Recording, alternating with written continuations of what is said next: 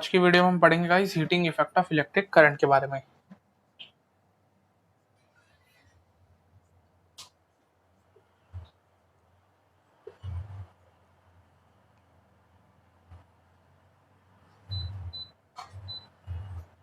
कि heating effect of electric current होता क्या है।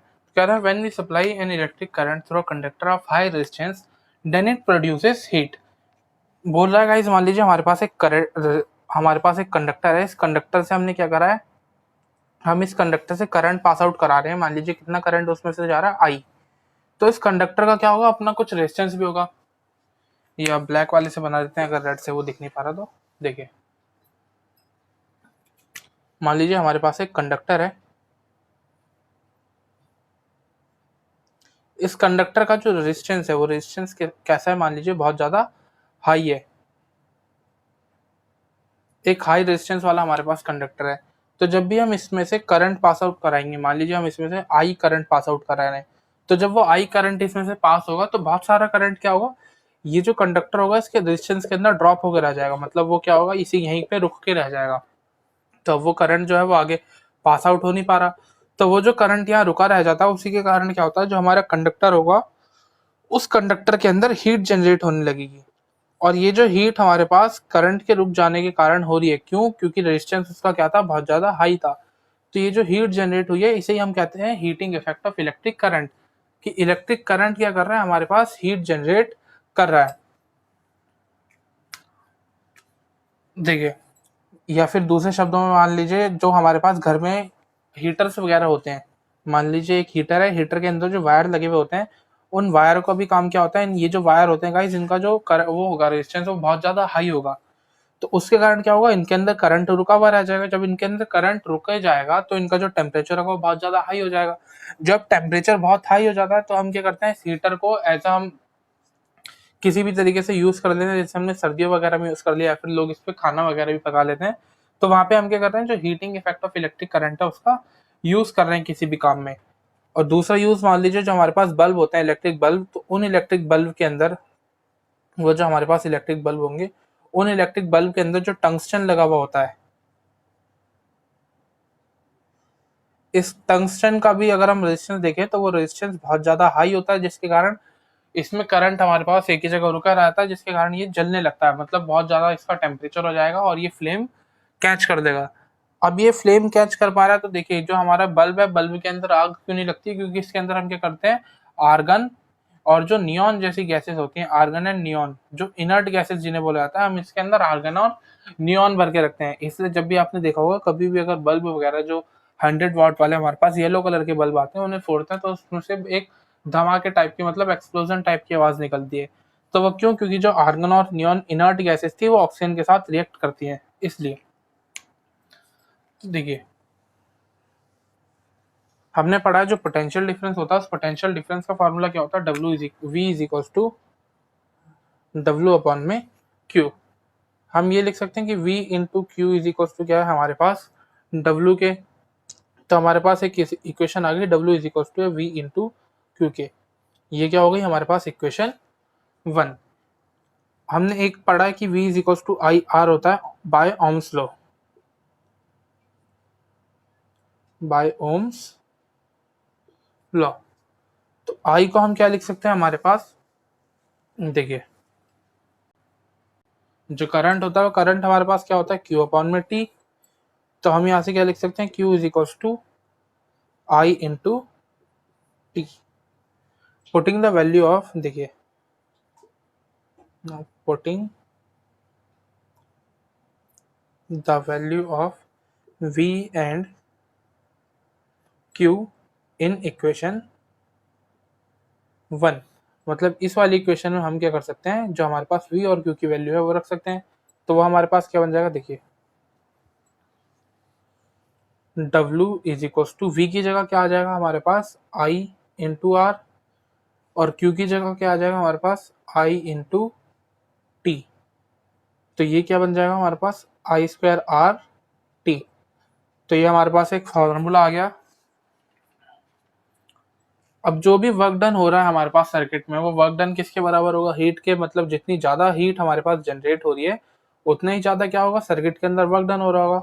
इसका मतलब वर्क डन का मतलब है कितना हमारे पास जो करंट है वो सर्किट के अंदर रुक पा रहा है। तो जितना ज्यादा हमारे पास करंट सर्किट में रुकेगा उतना ही ज्यादा क्या होगा, हीट जो होगी वो जनरेट होगी। तो हम ये लिख सकते हैं कि जो हमारा वर्क डन है वो हीट के इक्वल है, मतलब W इज इक्वल टू है एच के। तो यहाँ से हमें पता चल गया कि किसी भी सर्किट में हीट कितनी जनरेट होगी, H is equal to I square R into T, जहाँ पे I का मतलब है हमारे पास करंट, R का मतलब है रेजिस्टेंस एंड T का मतलब है कितने टाइम के लिए जो करंट है वो उस सर्किट में रुका हुआ है। तो यहाँ से तीन चीजें हमारे पास आई हैं कि जो हाइट है, देखिए वो जो हमारे पास हीट है, देखिए H जो है वो हमारे पास आई स्क्वायर के डायरेक्टली प्रोपोर्शनल होगा, हीट हमारे पास रेजिस्टेंस के डायरेक्टली प्रोपोर्शनल होगी, और हीट डायरेक्टली प्रोपोर्शनल भी किसके होगी, टाइम के। मतलब जितना ज्यादा करंट होगा उतनी ही ज्यादा हीट जनरेट होगी, जितना ज्यादा रेजिस्टेंस होगा उतनी ही ज्यादा हीट जनरेट होगी, और जितना ज्यादा टाइम होगा उतनी ही ज्यादा हीट भी क्या होगी उसमें जनरेट होगी। तो ये हमारे पास एक फॉर्मूला आ गया इससे, H is equal to I square R into T. इस फॉर्मूले बेस्ड एग्जाम्स में कई बार क्वेश्चन आते हैं कि हमारे पास एक इलेक्ट्रिकल अप्लायंसेस थी जिसकी पावर हमें बता देगा या फिर करंट बता देगा कितना उसमें से फ्लो हो रहा है, रेजिस्टेंस बता देगा और टाइम बता देगा। फिर हमसे पूछेगा कि हमें ये बताना है उसमें हीट कितनी जनरेट हो रही होगी। जैसे कुछ क्वेश्चंस एग्जांपल में लेके करके देख लेते हैं। देखिए एक एग्जांपल है, उसमें कह रहा है हमारे पास जो हीट है वो हीट कितनी जनरेट हो रही है, 100 जूल की। मतलब कोई भी हमारे पास इलेक्ट्रिक बल्ब वगैरह जल रहा है जिसमें हीट कितनी जनरेट हो रही है, या फिर कोई भी इलेक्ट्रिकल अप्लायंसेस है तो उसमें कह रहा है 100 जूल हमारे पास हीट जनरेट हो रही है। रेजिस्टेंस उसका कितना है, 4 ओम्स का। टाइम दे रखा है वो हमारे पास 1 सेकंड तक के लिए चला है। तो हमें बताना है उसकी जो वोल्टेज होगी वो वोल्टेज कितनी होगी। तो देखिए हमने पढ़ रखा है V इज इक्वल टू क्या होता है, I इंटू आर के। तो वोल्टेज तो हम इस फॉर्मूले से निकाल लेंगे, लेकिन उसके लिए हमें I और R पता होना चाहिए। तो हमें सबसे पहले देखिए R भी हमें दे रखा है लेकिन I नहीं दिया, तो हम क्या करेंगे, I निकालेंगे। I किस फॉर्मूले से निकालेंगे, हीट वाले से, क्योंकि हमें हीट गिवन है क्वेश्चन में। तो H is equal to I square R into T. तो हीट कितनी है हमारे पास, 100 इज इक्वल टू I हमारे पास देखिए हमें दे नहीं रखा, R की जो वैल्यू है वो हमें दे रखी है 4, और टाइम दे रखा है 1 सेकंड का। तो यहाँ से हम इसे काटेंगे, हमारे पास आ जाएगा 25। तो आई स्क्वायर इज इक्वल टू आ गया 25, मतलब जो आई की वैल्यू होगी वो कितनी आ जाएगी हमारे पास, 5 एम्पियर। ये यहाँ लिख देते हैं अगर वहाँ दिख नहीं रहा तो, कि जो आई की वैल्यू होगी वो रूट इधर जाएगा, देखिए ये क्या बन जाएगा, I is equal to under root 25, मतलब ये क्या बन जाएगा, आई की वैल्यू 5 एम्पियर हमारे पास आ जाएगी। अब इसके बाद हमें क्या करना है, V is equal to I R वाले फॉर्मूले से ये बता देना है कि जो हमारे पास वोल्टेज थी वो वोल्टेज कितनी थी। तो V is equal to current कितना है 5, रेजिस्टेंस कितना है 4। तो जो वोल्टेज होगी वो कितनी हो जाएगी उसकी, 20 वोल्ट की। नेक्स्ट क्वेश्चन देखते हैं हम गाइस। देखिए नेक्स्ट क्वेश्चन में हमें कह रहा है कि एक हमारे पास इलेक्ट्रिक वायर है, उसके अंदर जो चार्ज है वो चार्ज कितना फ्लो हो रहा है हमारे पास, 96,000 कुलाम का। मतलब इतना सारा चार्ज उसमें से फ्लो हो रहा है कितने टाइम के लिए, 1 घंटे के लिए। एक घंटे को अगर हम 1 घंटे को हम क्या लिख सकते हैं, देखिए 60 इंटू 60 सेकेंड्स। तो ये हमारे पास क्या आ जाएगा, 3600 सेकेंड्स। वोल्टेज हमें दे रखी है उसकी 50 वॉट। हमें बताना है हीट जो होगी वो हीट कितनी जनरेट होगी। तो सबसे पहले देखिए हीट निकालने के लिए अगर हम हीट का फॉर्मूला देखें वो होता है आई स्क्वायर आर इंटू टी। हमें रेजिस्टेंस नहीं पता, हमें टाइम लेकिन दे रखा है। तो हमें सबसे पहले क्या क्या निकालना है, एक तो करंट निकालना है और दूसरा रेजिस्टेंस निकालना है। तो इन्होंने करंट की जो वैल्यू है वो गाइज इनडायरेक्टली दे रखी है। कैसे, उन्होंने चार्ज दे रखा है। हमने पढ़ रखा है आई इज इक्वल टू क्या होता है, क्यू अपॉन में टी। तो आई इज इक्वल टू क्यू की वैल्यू कितनी है, 96,000 अपॉन में टाइम, कितने टाइम के लिए फ्लो हो रहा है हमारे पास, 3600 के लिए, 3600 सेकेंड्स के लिए। तो यहाँ से जो करंट की वैल्यू आएगी वो हमारे पास कितनी हो जाएगी, 26.67 एम्पियर। इसे जब हम काटेंगे तो उसके बाद ये वैल्यू आ जाएगी। तो देखिए हमने पढ़ा V इज इक्वल टू होता है आई इंटू आर के। हमें वोल्टेज दे रखी है, करंट हमें पता चल गया कितना है 26.67। तो हम क्या करेंगे, आर की वैल्यू यहाँ से निकाल लेंगे।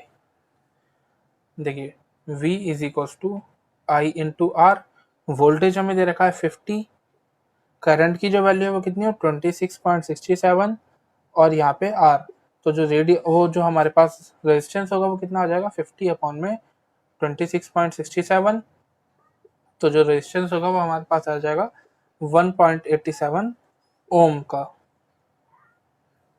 अब इसके बाद देखिए हमें टाइम पता चल गया, रेजिस्टेंस पता चल गया और करंट भी पता चल गया। तो हम क्या करेंगे, अब हीट के फॉर्मूले में ये सारी की सारी वैल्यूज लिख देंगे। रेजिस्टेंस हमारे पास आया था 1.87 ओम का, करंट हमारे पास जो था वो आई की वैल्यू आई थी 26.67 एम्पियर। तो H is equal to I square R into T, I square की अगर हम बात करें कितना हो जाएगा 26.67 का स्क्वायर इंटू जो रेजिस्टेंस है 1.87 इंटू टाइम 3600। तो यहाँ पे अगर हम इसका स्क्वायर करेंगे वो आ जाएगा हमारे पास 711.28 इंटू 1.87, 3600 की बात करो 3600 ऐसे का ऐसे ही। यहाँ से हम पॉइंट हटा देंगे गाइस, देखिए पॉइंट हटाएंगे तो 2 डिजिट बाद पॉइंट है, तो नीचे क्या आ जाएगा 2 डिजिट बाद 0 आ जाएगा, मतलब 71128 अपॉन में 100 इंटू 187 अपॉन में 100 इंटू में 3600। तो इन दो जीरो से ये वाले 2 जीरो हमारे पास कट गए। तो इस पूरे को सॉल्व करेंगे तो आंसर हमारे पास कितना आ जाएगा, टोटल 4788686 अपॉन में 100। मतलब इन तीनों का जब हम मल्टीप्लाई कर देंगे 7128 की 71,128 की 187 से और इसकी मल्टीप्लाई 36 से, तो हमारे पास ये आंसर आएगा। नीचे 2 डिजिट बाद 0 है, तो आगे आंसर में क्या करेंगे हम, ऊपर 2 डिजिट बाद पॉइंट लगा देंगे, तो आंसर क्या आ जाएगा 4788 39.6.86। मतलब इतने जूल की जो हमारे पास हीट होगी या फिर इतनी जो हीट होगी वो हमारे पास रिलीज हो रही होगी। तो ये था गाइस आज की वीडियो में। अगर आपको वीडियो अच्छी लगी हो तो वीडियो को लाइक कीजिएगा, चैनल को सब्सक्राइब करना ना भूलें। Thanks for watching.